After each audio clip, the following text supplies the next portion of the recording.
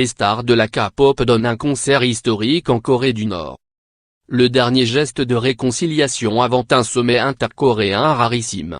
Dimanche soir, des groupes archi connus en Corée du Sud ainsi que des stars de la K-pop se sont produits en Corée du Nord, le grand théâtre de Pyongyang est d'une capacité de 1500 places. Il s'agit du premier concert d'artistes sud-coréens dans le pays depuis plus de 10 ans.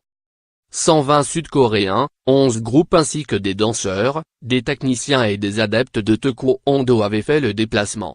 Le groupe le plus en vue à se produire était Red Velvet, un girl band de la vague K-pop qui enchante l'Asie et au-delà depuis des décennies, voir la photo en tête d'article. Les stars de ce groupe sont connues pour leur tube discret Cake, Peekaboo et Russian Roulette, mélange d'électropop, de disco, de R&B et de guimauve. Même si l'accès à la culture venue de l'étranger est sévèrement restreint en Corée du Nord, peine de prison à l'appui, ce genre musical y est populaire grâce aux clés USB importées illégalement de Chine. Parmi les artistes sud-coréens venus en Corée du Nord figurait aussi Choi Young-pil, 68 ans, un chanteur qui s'était déjà produit à guichet fermé à Pyongyang en 2005. Le père de Kim Jong-un, son prédécesseur Kim Jong-il, avait la réputation d'être un fan du chanteur. Le dirigeant de la Corée du Nord a d'ailleurs assisté à l'événement en compagnie de son épouse. Il a également été aperçu avec le ministre de la Culture, des Sports et du Tourisme sud-coréen Do Jong-hwan. C'est la première fois qu'un dirigeant nord-coréen assiste à un concert d'artistes du Sud. La sœur de Kim Jong-un ainsi que Kim Yong-naon, le chef de l'État aux fonctions largement honorifiques, étaient également présents. Lire aussi, qui est Kim Yong-naon, l'émissaire de Pyongyang qui au jeu de Pyeongchang?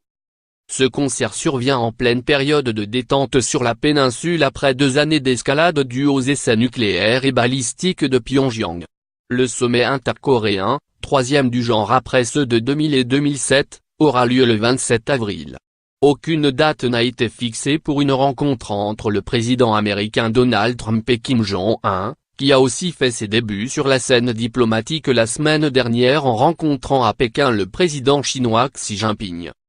Autre signe de détente, les exercices militaires annuels conjoints de la Corée du Sud et des États-Unis, qui ont débuté dimanche et qui chaque année irritent Pyongyang au plus haut point, ont été raccourcis d'1 mois.